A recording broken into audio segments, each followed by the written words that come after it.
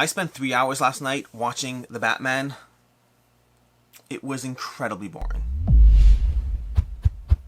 Hey, I'm Alex Radcliffe from BoardGameCo, and this is News and Week in Review. We're going to go over some game news, some games, some different things, a code for Sovranti for those who want a free code to jump on in and try that out, what I played, topic of the week, all the usual stuff, and no, there are no spoilers for The Batman, at least not until we get to the end of the video, where I will be talking about the topic of the week, which is The Batman, why I didn't like it, and why I'm such a spoil sport. I don't actually like being that person who doesn't like the thing that everyone else likes. I'm usually not that person. It just, sometimes I don't like things, and that's just the way it works. But either way, let's go ahead and dive into this. Timestamps as usual to all the sections down below, and starting off the bat with Sovranti. I have a code for Sovranti. I did a review for Planet Unknown last week, and basically they reached out and said, hey, we have Planet Unknown on Sovranti, which I had told you all that Planet Unknown is on Sovranti.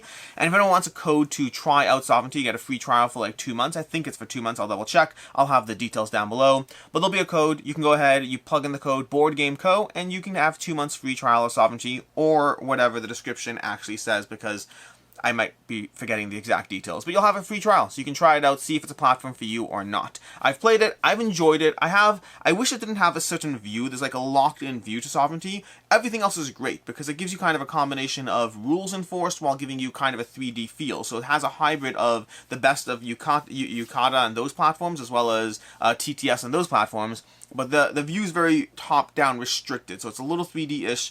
Either way, my point is, it has good things about it, but also still not the perfect platform. Anyways, from there, diving into game news. Game news, and I should start this off, I think going forward every week I'll start this off by saying, I usually film these videos on Wednesday or Thursday of each week, which means if something happened on Thursday or Friday, or possibly even sometimes Wednesday, and it's like super big news, and I didn't cover it, well, one of two things happened. Either I have my head in the sand, which can happen. Sometimes you just have no idea what's going on around you. Or it's because I filmed this video on Wednesdays and or Thursdays. In this case right now, it's Thursday, so yeah. Speaking of which, Devin, could you... Gloomhaven, Cephalofair Games, and Lucky Duck. They're partnering up. Lucky Duck's going to do the app for Gloomhaven. See, this is the kind of thing I'm talking about. I could film the Week in Review, and then before you know it, boom, there's some big news, and this is big news, by the way. Do you know what's going on with Gloomhaven? I talked about this last week. Do I know what's going on with Gloomhaven? Do you know Gloomhaven Helper? Do you use Gloomhaven Helper? It was going away. Yeah, like they had a whole announcement. They're not going to have it available anymore. Yeah. Like, because Gloomhaven kind of stopped them. Yeah. And I was like, that's a big deal. And last week I talked about, 2 weeks ago, or whenever it was. It's a big deal for the game that you don't ever think you'll play? No, I play Gloomhaven. I play Gloomhaven. More Jaws of the Lion, but still Gloomhaven. Yeah. Wait, is the companion app works with Jaws of the Lion 2? I have it. Well, there's no Jaws of the Lion 2 yet. What? Yeah. But Gloomhaven, last week I talked about this in my thing. I said that the app was going away, and it kind of felt like Gloomhaven, like Cephalofair, had something up their sleeve. It kind of felt like they had already like some sort of plan, the way they kind of talked about it. And so Lucky Duck is going to be going ahead and doing the app development for Frosthaven, and then from there they're going to jump into backwards compatible and going back to Gloomhaven. I am okay with that. I'm very intrigued. Very okay with that. I think I think Gloomhaven Helper was an amazing app in terms of what it did. This is no disrespect to an app that's been tremendous for the gaming community for a long time, but I also think Lucky Duck does apps well. I do. I like their app integration and what they create a lot, so... Yeah. Maybe this will be the thing that gets big box Gloomhaven to the table for me. Lucky Duck Games, bringing Gloomhaven to your table. And with that fairly rude interruption, let's talk about news. Euthia. Let's go ahead and show this over here. Euthia cancelled. This is not a surprise to you by now. Euthia cancelled. It was fairly big news. If you want more about it, I talk about it a lot on this week's To Back or Not To Back. Just search for the Euthia timestamp, and I spend like 6 or 7 minutes on it. It's a big deal. It's a big deal. They canceled because they canceled because they needed to have, like, apparently, I don't know, $150,000 raised. Sorry, that's true. $1.5 million raised and 6,000 backers. And they only had 2,000 backers and $600,000 raised, although that was only 2 days into the campaign, meaning they would have easily crossed $1 million, no question. They possibly would have gotten to 1.3, 1.4, maybe even 1.5 million. Who knows? By then, the time you get to the end of a Kickstarter, you could have potentially seen that, but... yeah, they canceled. It was a big deal. Again, I talk about it on this week's To Back or Not To Back. You can go ahead and check that out. People are still clamoring to get it back. It's possible. I don't know. It's possible. Oh, that's mean. That's mean. Here's a relevant quote from the campaign. Thanks to this experience, we are confident that no matter what obstacles may come, we will rise to the challenge. Guess they can't rise to the challenge of only funding 400% of the goal in the first 2 days. That is a fair comment. I understand the frustration. At the same time, people are beating down these people a lot. It's almost as if people would have preferred, and I know that nobody prefers this, but like they canceled. They didn't take your money and then shut down after they had your money. They canceled when they could have walked away with hundreds of thousands of dollars. Now, don't get me wrong. The bar of not being a terrible thieving human being is not a great bar to set. But when we attack people for doing what is arguably the right thing, and the right thing, I'll completely agree with you, the right thing would have been setting the $1.5 million funding goal. Also, it would never have funded, would have lost steam, would have had a chance of coming close, so that's a different conversation for another day. But I agree that would have been the absolute right thing. Below that is using standard marketing tactics that we don't necessarily like, and I understand that, but they're also standard marketing tactics that are unfortunately commonplace and effective. No different than sales and the fact that this tie is $100, but really you can get it for $49.99. It's not actually $100. MSRPs are all lies, unless you're Chip Theory Games, like over here, then MSRPs are not lies. But for the most part, MSRPs are lies, and it's a lie that we all accept and are fine with. The manufacturer's suggested retail price. Yeah, sure. Anyways, so here's what they should have done. Here's what they did do, and we're like really attacking them for being here. At that point, like, you almost incentivize a company to go down there and just become a lying, thieving human being. Which is not, again, that would still be on them. It wouldn't be on you, but don't push people directions. There's a lot of attacking going on. I talk about it in this week. You can check it out on To Back or Not To Back. From there we have GeekNSon. This is not really a big news in particular, just GeekNSon's going to be bringing the Bristol Plus gaming table to GeekNSon. So they have a campaign preview over on Gamefound. They just did the Archie gaming table over on Kickstarter. A lot of people liked the design, but some people didn't like all the boxes, so it looks like they're bringing back a few options or whatever it is of their other tables over here on Gamefound. So that will be checking out if you want to get an opportunity to jump in on a GeekNSon table. And full disclosure, they have been a channel sponsor in certain videos, so factor that in while I talk about their table over here.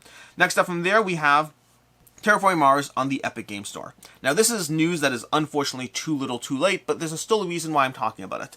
This past week, Terraforming Mars on the Epic Game Store was free.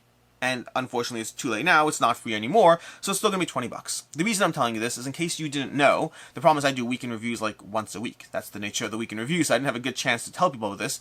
Maybe I should have done a post on Instagram. I do have an Instagram. You can go ahead and follow that if you want, although it's just pictures of board games. I do like board games. That's why I do this whole thing here.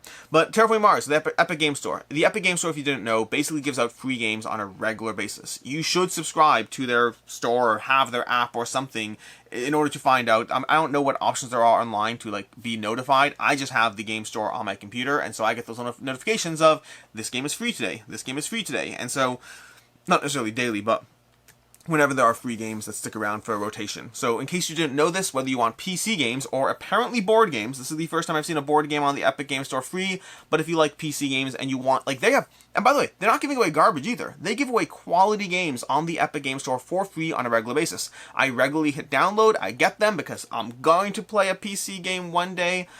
And then I just, I got it for free, so I didn't waste any money. I still don't play them, but in theory I have them. That's not true. I have played some of them, but infrequently. It's all about the future. The hypothetical Alex will have more time in the future to play board games, to play video games. And there's the Freudian slip where you know that I'll play board games anyways. So that's the Epic Game Store. Additionally, from there, we have Box Throne. This ties into, again, the continuous shipping issues. Box Throne is unfortunately shutting down. It seems like it's a permanent decision from the way they phrase it, although the reasoning they give could arguably make it a temporary decision, although I don't know if anything will be temporary. Basically, it comes down to the fact that they're saying, hey, and they're going to fulfill everything. Nothing is going wrong there. Again, they're fulfilling all the stuff, but they're closing down. They're saying that they're closing their line. Their line of games wasn't profitable. Their line of shelves and things was not as profitable as they would have liked to begin with. Like, they were profitable. They made money, but not necessarily the margins they would like. And then you throw in the whole shipping crisis and containers going from $1,500 to $9,000 for the shipping. I'm assuming they're doing half-size shipping containers, because $1,500 for a shipping container, for those who don't know, shipping containers come in standardly, it's 10 feet and 20 feet containers. And usually I've heard the prices are close to 3 to 4K, so I'm assuming $1,500 over here is a 10-foot container. I could be wrong here, I'm not an expert, I just hear a lot of people who are experts talk about this stuff. But either way, whatever the prices are, they went up significantly. 6 times magnification, here's what we're seeing, which is standard across the board, 4 to 6 times from what they originally were. And so they're saying, hey, we can't make money with those margins, and we're going to go ahead and shut this thing down. So will they come back if the shipping prices go down? Possibly. I'm not optimistic that shipping prices will go down. We'll talk about that more. I don't know exactly when, I will have an upcoming video talking about the shipping stuff. Again, not just CMON, but the shipping stuff in general, with CMON being a part of that conversation, but not the whole thing by a long shot. And part of the problem is that a lot of people are concerned that we'll never see shipping prices go down to what they were before. There's lots of, unfortunately, practical and logical reasons why that might be the case. It's unfortunate. We'll see. We'll talk about it more in that video. It's bad news for you too, unfortunately, obviously. From there, speaking of shipping crisis, we have Tom Vassell on Dice Tower talking about the shipping crisis with Robert Geislinger from Arcane Wonders and Nathan McNair from Pandasaurus, both people who have a lot of familiarity with the shipping prices and increases in costs, and they talk about that in an hour-long video. Highly, highly recommend it. This video, just to give you a context here, I was planning on doing a shipping video like this past week, and because like Tom put this out, I was like, okay, great, he already got there. I mean, they're what, 22,000 views on this. They got plenty of exposure on that, and so I'm still doing my video, but I decided to take a bit more time to actually talk to a variety of people because he already did this. And so it's a great video. Highly recommend it. I'm doing my own video as well, talking about different aspects, but honestly, there's going to be like 30% overlap with this video, 40% overlap anyway. So if you just want the basic idea is shipping crisis bad. The other thing I'll briefly mention now is a lot of you might be wondering, hey, we've known this for like a year now. Why is this a surprise? Well, 8 months. We've known this for like 8 to 10 months now. Why is this suddenly coming up again? Why is this not something that's been taken into account already? Why is this news now when, if anything, shipping prices are going down? I'll talk about that. But there are reasons. There are answers to that. There's many, many reasons why it's news now and why it continues to be a conversation even though we're 10 months into this conversation. But we'll talk about that in my full video whenever I get around to it. And then lastly, in news, we have Asmodee is opening an Open Access Plus studio. Unfortunately, I don't have the pictures on this one. I thought I had pictures on this one. We have Asmodee's opening. I'll try to throw a different link than this one because this link is not as pretty looking. Basically, Asmodee is taking some of their classic games like Timeline, like Spot It, some others as well, and they're making them even more accessible. Accessible in the sense that to deal with disabilities, to make the different options for rules clearer, for larger text, larger cards. They're basically opening an Access Plus studio for some of their lighter games. This is solid. I mean, this is Asmodee, the whole evil corporation taking over the world. Don't get me wrong, they still might be evil corporation taking over the world, but sometimes profit can motivate good things too when there's a demand for good things. So, bonus points for Asmodee, or just, evil corporate hungry giant, these are always whatever. Asmodee is doing something that is good regardless of the reason for that they are doing it. Let's put it that way. And that's what we have over there. In terms of game news, I have like nothing for game news. That's not true. I have one thing for game news. I don't know if I just was busy this week and didn't keep my ear to the ground enough, or if there wasn't a lot of interesting things happening. But as far as game news, I just have one thing, which is Thunderstone Quest. Deepwood Defenders from AEG is going to be coming to Kickstarter. That's going to be coming to Kickstarter, May 17th, I believe. This was recently announced, so it would not have been in my upcoming Kickstarters for May video. But yeah, if you want more Thunderstone, and I believe they're giving you a new starter set. Yeah, over here. New starter set as well, so a new option to jump into Thunderstone Quest in case you wanted that. And that is everything we are going to have for the, news in the week, game news and game news segment for this week, which brings us to the topic of the week. If I just go ahead and close this up. So, topic of the week, let's talk about it. So, topic of the week. That's not true, we're not doing topic of the week. Topic of the week is going to be about Batman, possibly No Way Home as well. But we'll save that for the end, and I will be very, very clear about spoilers coming up. I'll timestamp everything, I'll give nice long pauses, so you're safe. You're very safe, unless you're currently trapped in a room and the YouTube's playing in the next room and you can't get to the YouTube for the next hour, in which case, plug your ears when we get to it, because I don't have an option for you. But that seems like a very specific case. Like, very, very specific. There's gotta be I'm curious if someone finds themselves in a situation where they're trapped for the next half hour and they cannot stop this video from playing, and they are forced to listen to it. That'd be very interesting. I wonder what it could be. You're mountain climbing and you have it playing in your ears already and you just don't have... I don't know. I'm curious. Either way, let's go ahead and dive into this. Starting off with what I played. What I played is still divided up into two different areas because of the fact that I currently have... I've just been slow. I've been slow in terms of getting everything done, so I have some of my plays logged and some still on my email and some in my head. So we'll just go ahead and take a look at what we have here. Let's go to my plays for this week and see what we got. So, starting off from last week, and again, I don't know exactly where we started, but we have Undaunted North Africa. I dove into that one. I've played the previous Undaunted before. This is my first time diving into Undaunted North Africa. I'll be diving into that, and then probably the reinforcement set as well, and then probably reviewing those. I don't currently have the original Undaunted. I prefer War Chest. I think I still prefer War Chest, but I still think both are great games. Spoiler to the review.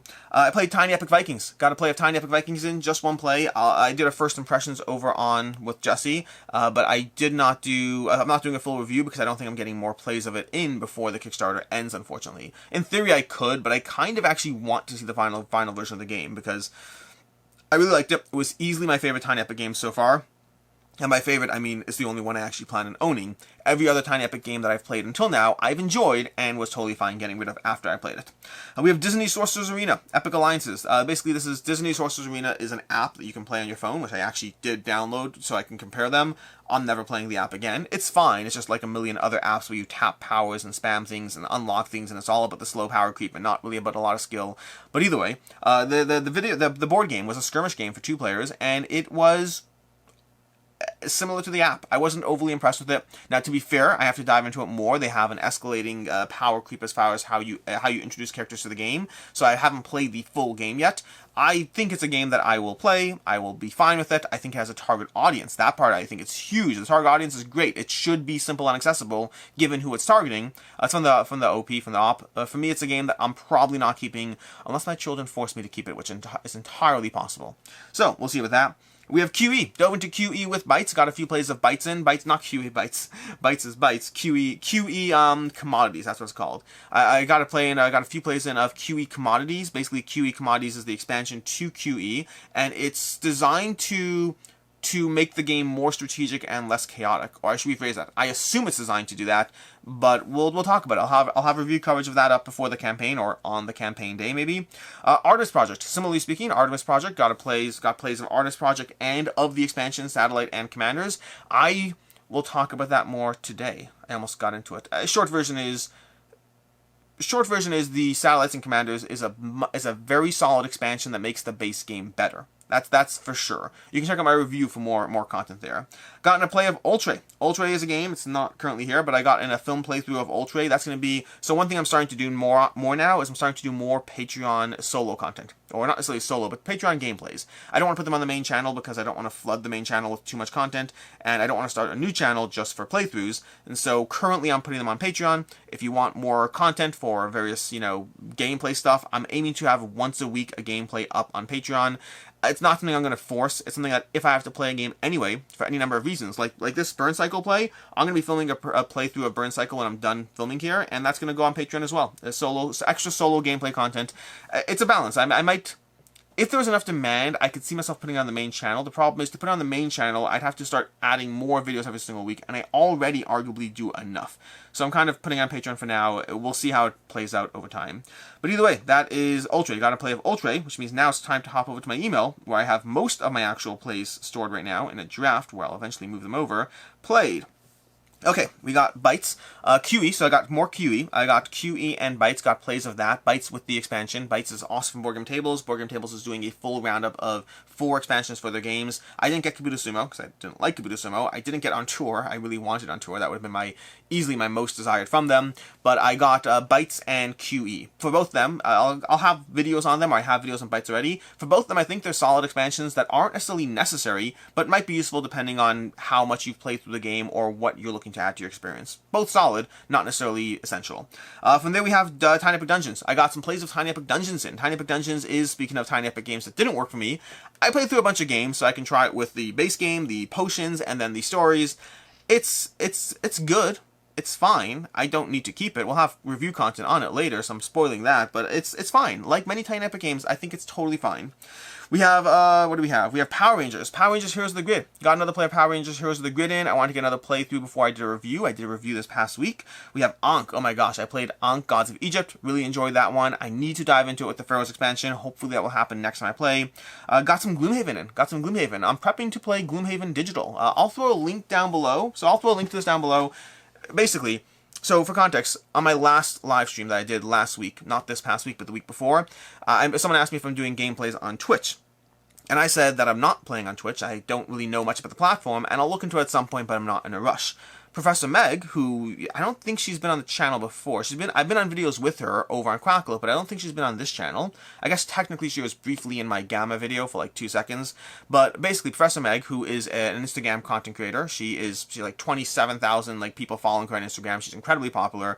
But she said, "Hey, do you want to play Gloomhaven on Twitch? And try out Twitch that way?" And I was like, "I want to play Gloomhaven. I'd love to play Gloomhaven. I've been to play digital anyway, and so why not? I'll go ahead and dive into that." And so we're apparently doing Gloomhaven on Twitch together. We're not. I'll announce it in some more official capacity. This is kind of your, if you happen to make your way to this point in the video, you know about it. I'll throw a link down below to our Twitch channel. It's called Camp Co-op, where we're going to start off with Gloomhaven and see how it goes. We may or may not continue through other things, but if you want to see us streaming on Twitch, I believe we're aiming for Tuesday nights. Again, there'll be a more official capacity. Like our first one, this Tuesday is when we're doing our first one, but like we're not really announcing it past, I guess, me doing this. It's not a heavy announcement, and it's more of a trial run. So the first one, don't tune in for the first one. That's just us getting acclimated to the digital system and all that stuff.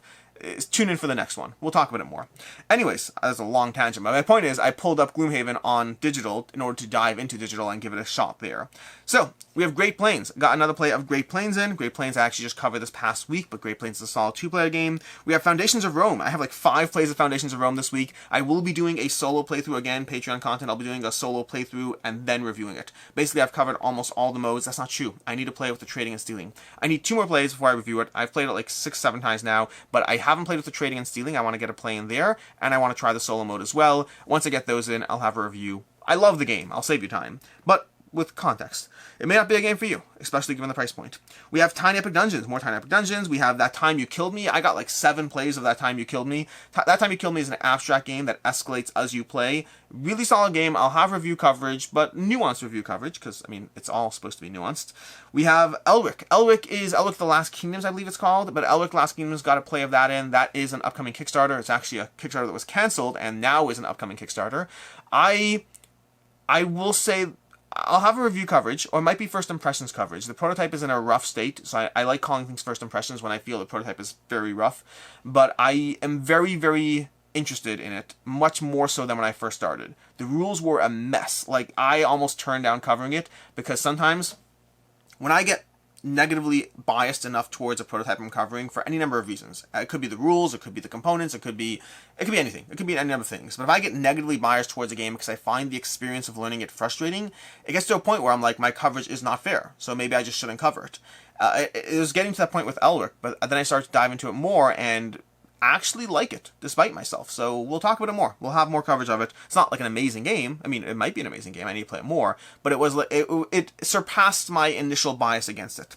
We have Patchwork. Got a play of Patchwork in with my daughter. Got another play of Bites in. Got a play of Twilight. Got a few plays of Twilight Struggle in. I'll have a Play This Not That of Twilight Struggle versus Watergate coming up to the channel at some point. So I dove into Twilight Struggle a few times with Devin. We played it digitally on Steam because we live in separate areas until we come together and all that. So we dove into it. We actually dove into it separately on the AI and then played against each other. But we dove into it on Steam. First time playing Twilight Struggle in like 8 years for me. It's been a long time. But we have a few plays of that. We have more Foundations of Rome. We have Burn Cycle. We have Watergate. We have more Burn Cycle. And that looks like what I have logged. I feel like I'm missing things. What did I play last night? I played more things yesterday. I don't remember what they are. Either way, let's go ahead and move forward into the Week in Review. So, Week in Review, top part of this video, starting off with Saturday. This past Saturday, I reviewed Great Plains. It was not the review I told you we were doing because I had an interconnection outage right before Friday night. Basically, I'm offline on Saturdays and Friday evening. Friday sunset to Friday sundown to Saturday sunset. I'm offline for like 25 hours every single week. The Shabbat, the Jewish Shabbat. I say Shabbos, lots of people say Shabbat or Shabbath, whatever it is. But anyways, I'm offline every week, and the problem is I had an interconnection issue right before sunset, and so I couldn't actually load the video that was supposed to go up. So Lost Ones, which was supposed to go up, did not go up, and I quickly subbed in Great Plains because I needed to get a video, and I have that already loaded. So we have a review for Great Plains that went up last Saturday. Gave that one a 4 to 5. I really like it. It's a solid 2-player game. Solid just head-to-head strategy, just tactical, abstract area control almost. We have later on Saturday, we have Tenpenny Parks. I gave that one a 4 to 5 as well, although this is where things start getting messy, and I always have a hard time figuring out where I am with certain games. And this is going to be a problem with Burn Cycle as well, because I compare it to Too Many Bones in my head, inherently. It's a different game, but it gives me that same feeling in terms of the strategic approach to it. But when a game is really, really good, but I think other games are better, I kind of am less in love with that game, but on its own it's really, really, really good. It's just that I have other games in that genre, and so I have a harder time. Like Tenpenny Parks, is it a 3.5 for me, or is it a 4? I don't really know. It's borderline. In fact, I may have even given it a 3.5, and I might be misremembering which one I gave it. That's entirely possible. It's a game that's only staying in my collection because my son does not want me to get rid of it, because I prefer Parks, I prefer Foundations of Rome, I prefer Planet Unknown. There's a bunch of other games in the genre that I think are more interesting, whereas Tenpenny Parks is really, really solid. I like it a lot. I've played it like 6-7 times already, and I'll be diving into it more, I'm sure, because my son wants to keep it. It's a solid game. But also, it didn't do anything innovative for me. It's most similar to Baron Park for me, and I prefer Baron Park. Baron Park's been one of my gold standards in polyominoes for a long time. You're probably sick of hearing me talk about it, but that's okay. I like the game. Then on Sunday we had Why I've Never Hated CMON. Now, this was an interesting video. They're always interesting videos.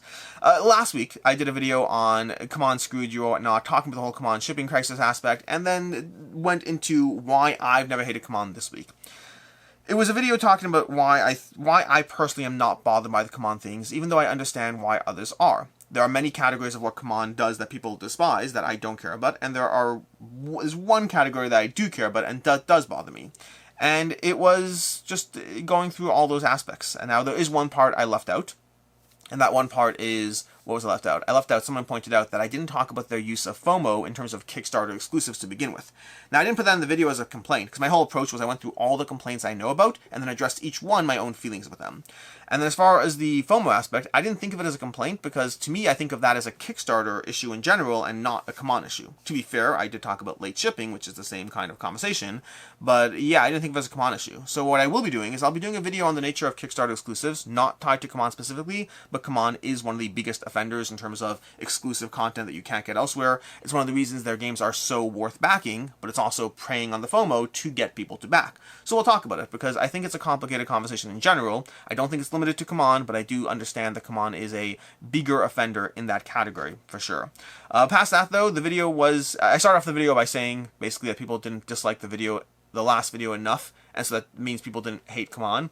So people tried to prove me wrong, and I walked into the video. The first hour of the video, I had like a 40% dislike ratio.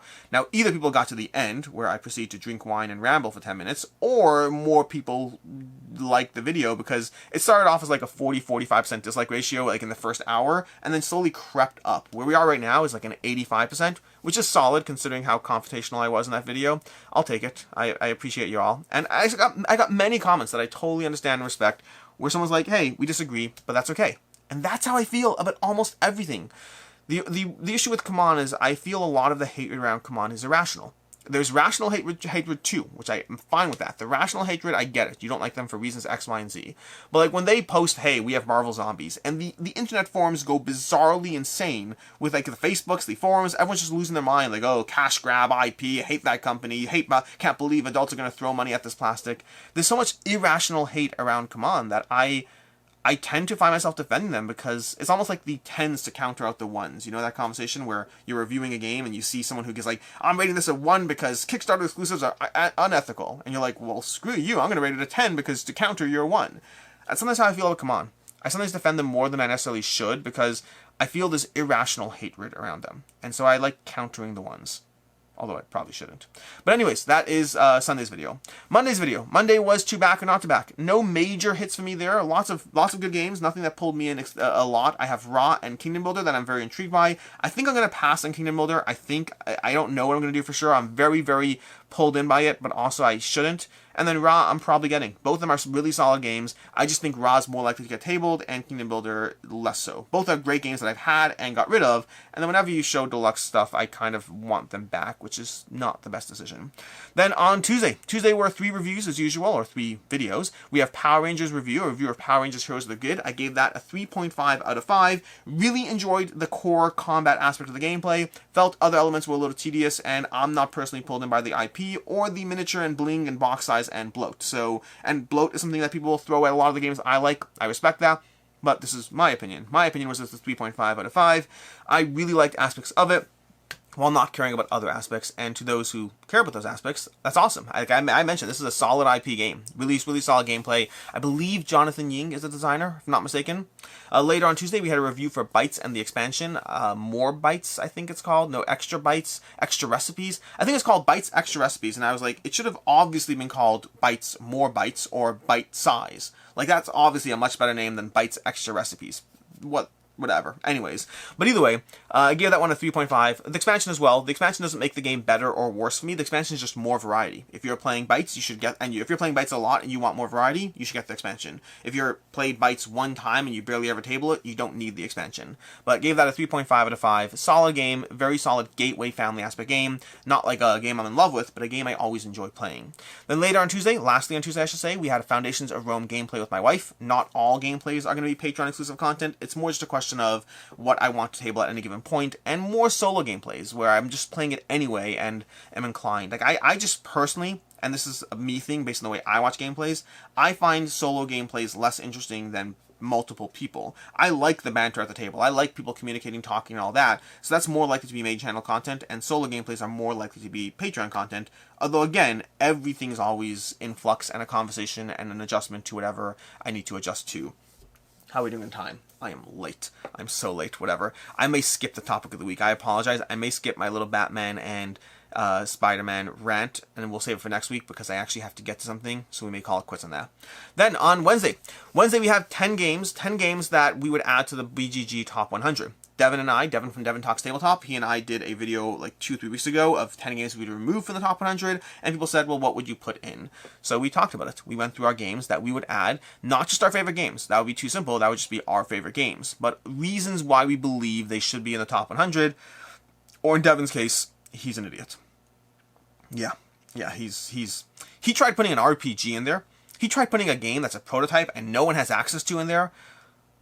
His list was, I should never have him on the channel again. Anyways, that was Devin. That was 10 games we'd add to the top 100. Then on Thursday was everything you see here is being given away. It was a giveaway video. If you missed that, highly recommend watching it. Well, both selfishly for myself, I'll explain in a second, and then also for you because there's literally $1,500 worth of games. I think I was conservative. I think it's like more than that, $1,700, $1,800. It's less than $2,000, or I would have said $2,000. But $1,500 worth of games are being given away. Not a ton of games. It's like 12 games, but like Final Girl All In from the first Kickstarter, that runs you $200 easily. Zombicide Invader, that's another $200, $250. I think I got an all-in, so I actually have like $300 worth of content there. I don't know what the current market price on it is now. I haven't checked recently, but yeah, lots of games, or not lots of games, around 10 to 12 games, of which a lot of them were expensive games by their very nature. I'm giving them away. The catch, and the reason it's for me, is you can enter just by putting a comment in, and you're automatically eligible to enter. Done. But there's extra bonus entries if you donated to my GoFundMe at any point, by the way, not just like right now. And if at any point you donated to my GoFundMe, since it's been running for like 2-3 weeks, or if you're a patron, whether you're a new patron or a patron who's been a patron for who knows how long, you basically get extra bonus entries for being in either of those categories. More bonus entries the more you give or donate, whatever it is. So it's, again, selfishly for myself to incentivize Patreons and GoFundMe, as well as give them away to you guys as well. So we have both of those on Thursday. Then on Friday was what I played in April. This is a video I've been doing for a few months now. Well, I guess since the beginning of the year. I'm basically doing a game a day challenge where I play a new game every single day of the year, on average, not every single day. So I'm aiming for, like, in a week, I play 7 new games, basically. And I've been covering that in a few videos until now. This is the first one where I changed up the structure a bit. Instead of going through all the games that I played, because I realized I'll anyways be going over those in my games I played this quarter. So, because I do that now, apparently, where every quarter I'll be going over the games I played in the past 3 months and just ranking them in order, like giving you the order of those games. So because I'm doing that, I didn't want too much overlap. Instead, I focused on some specific games within that category that I wanted to talk about a bit more. So I go through, I tell you the 30 games or so that I played in April, and then I picked like 11 of them to talk about more in detail. So slightly different structure, a little less focused on a lot of stuff, and a little more focused on being more detailed on those games. And then, brings us to today. Today's going to be 2 things. We're going to have a review for the Artemis Project and expansion, and then hopefully we have a review for Burn Cycle. Like I said already, when this video is done later today, I plan on filming a solo gameplay, and then going into my review. I already have several plays in my belt, and I want to get another solo gameplay in, because my experience with Burn Cycle was playing it on TTS way back, then getting the game, playing it solo a few times, then playing it with Quackalope, and then finally getting a 3-player game in yesterday, and I haven't actually had a solo game since I've gotten more and more familiar. So I want to dive back into solo, get one last solo play in, and then give you my thoughts and opinions in a review on Saturday. Or, if it's not this, then I'll be something else subbed in. I have a bunch of film content I've actually been doing very well at getting ahead of the curve on my video content and not being so far behind. And with that, let's go ahead and jump into the games on the table. That's not true, I skipped a step. Next week, what's up on next week's schedule? So a few things. First of all, I'll be doing the What We Backed video, What We Backed in April video with Rena. I do it every single month. That's going to be going up next week. I'll also be doing a live video on Wednesday, probably. I don't know why I air quoted probably. Basically, this past 2 Wednesdays I've done live content. I'm currently aiming to do a live video every Wednesday at 10 a.m. I'm not guaranteeing it will happen. I need to lock it in as a pattern. But again, going full-time has different aspects that I've adjusted to in different ways. There's more Patreon content. There's the solo gameplays I'm doing. There's more live content, hopefully. I started experimenting with another camera and B-roll. I'm starting to dive down that rabbit hole. All these things are slow iterations, but one of the things I've been doing the past few weeks is live content. I'm hoping to have a live video every single week. I like the connection. I like the extra back and forth. It's something I've always wanted to do. I just didn't because I didn't have the opportunity. Now I have the opportunity to hopefully do it, and so I like doing more when I have more time, and I have more time. So yeah, hopefully there'll be another live video Wednesday. This one's probably different. I'm probably going to do like some sort of top 10 or something, or reviewing games in 2022, some form of live content over on, well, we'll figure it out, but that will hopefully be a thing. And that is basically it, which brings us to the games on the table. Games on the table are Burn Cycle, because I'm literally about to play it, so that's an easy win. We have It's a Wonderful World, which I'd love to get tabled. Again, I haven't played it in a long time. I want to play it with the Corruption and Ascension expansion, but we'll dive into that hopefully. Mystic Vale is the one that's least likely to get tabled here, but I do want to get a table. Does it have solo play? It doesn't have solo play, unfortunately. I hope to table this one. I like the card crafting system in general, and this is the Essential Edition from AEG. It's the newest, like a bunch of expansions all together in a single box. I want to try it. We'll see what happens there. It may or may not get tabled this week. It will get tabled at some point. And then lastly, we have Zia, which I think I put this on the table last week. I finished the rulebook. We're ready to go. Didn't get tabled yet. Hopefully it gets tabled now. Did I put it on the table last week? I don't remember if I did, but I want to get it tabled, is what I'm saying. So we'll see what happens there.